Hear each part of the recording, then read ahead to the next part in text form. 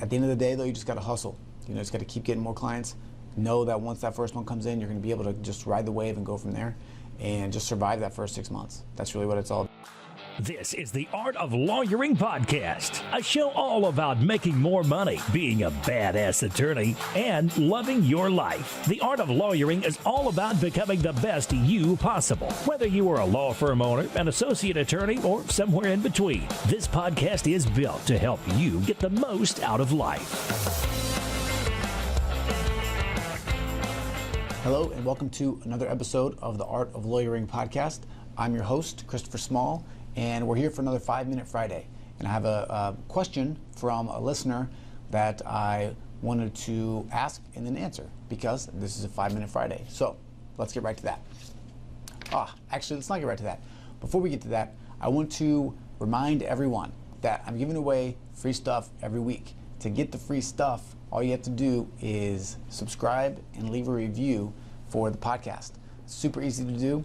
For the instructions and a step-by-step on how to do that, you can just go to theartoflawyering.com/giveaway and get signed up for that. So although I have several reviews, I'm getting a lot of them. Thank you for those of you that have left them. Not very many people have actually signed up for the giveaway yet. So there's a great chance that you're going to win if you go there and sign up. So looking forward to seeing you there. Once again, theartoflawyering.com/giveaway. Go and sign up today. Okay, now to the question. She says, I haven't come across any advice from you or from your guests regarding how to survive as a medical malpractice/PI attorney, all contingency based, when first starting a practice. I have tried to find contract/per diem work, but it seems there are no firms in my area that want or need that. Do you have any podcasts that specifically address contingency-based practices? Any insight would be greatly appreciated. First of all, thank you for the question. If anybody else wants to ask a question, you can just email me, chris@theartoflawyering.com, and I will be happy to answer all of those questions for you. Now, to get to this question, first of all, it's tough, right? This is one of the toughest ways to start, is with a contingency-based practice, because you are waiting until your clients get paid before you get paid. And with a PI practice, that can be your first case sign up. Your first payday can be anywhere from 6 months to a year, and even longer than that sometimes, depending on what your case is like. So there are a couple different things you can do. It requires a little bit of planning or some quick movement on your part now if you've already jumped in and started your firm. But these are some of the things, ideas that I just came up with right away. Number one is just to save up and have a runway. You know you're going to need 6 months at least of living expenses for yourself, expenses for your business. Start light. Start as light as you can to take that into account, and just give yourself that cash in the bank, and knowing that you're going to have to spend a little bit until you get some that starts to come in. The second thing you can do, you can get a loan, right? You can get a loan to do the same things. That could be with credit cards of your own, maybe a loan from a family member, maybe a loan from anyone that sort of wants to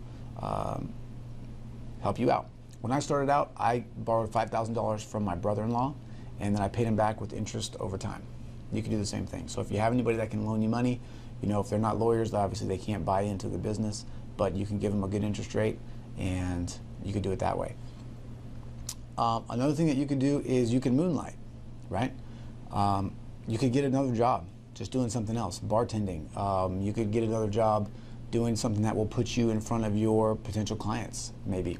And then you can, you can do that at night, or you could do that during the day, work on your firm at night, whatever you have to do to get the flexibility that you need. Because let's face it, those cases that you have that are in sort of that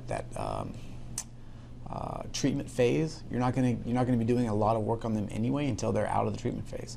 So go get another job, do something else that you like, pursue something else, make a little bit of cash on the side, and use that to tide you over until the money starts coming in. That's also nice, because then you'll have some free time to continue to market your practice, sign up new clients, and do that whole thing. Another idea that I came up with is you could sell some of your cases to another firm.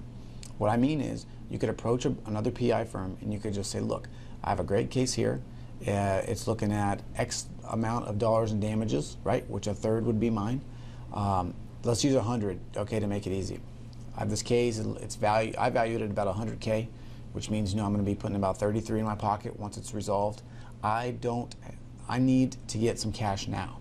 So I'm willing to sell you this client or this case basically, or turn it over to you for 15K, right? Or for $10,000. They put 23 in their pocket and you put 10 in your pocket and it's all good. You could do it where it's a combined thing, where they come on as a what's the word I'm looking for? Assistant counsel, of counsel, right?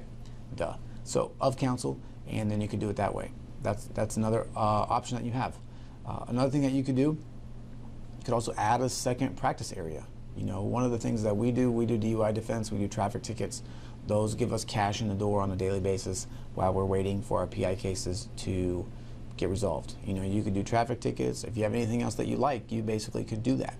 And you could reach out to potential clients and market that business so you have some cash coming in the door on a more regular basis. All right, so those are just a couple of ideas. I hope that one or two of them work for you. At the end of the day, though, you just got to hustle. You just got to keep getting more clients. Know that once that first one comes in, you're going to be able to just ride the wave and go from there and just survive that first 6 months. That's really what it's all about, right? Survival. So find any way that you can. You don't have to stick to lawyer jobs or lawyer roles necessarily. You can do anything that you want. But do something.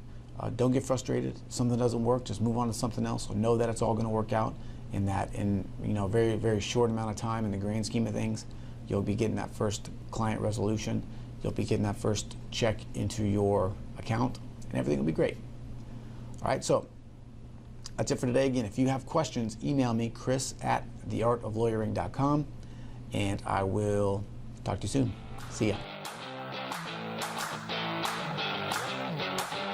Thanks for listening to the Art of Lawyering podcast. For more great action-packed advice and information, visit theartoflawyering.com.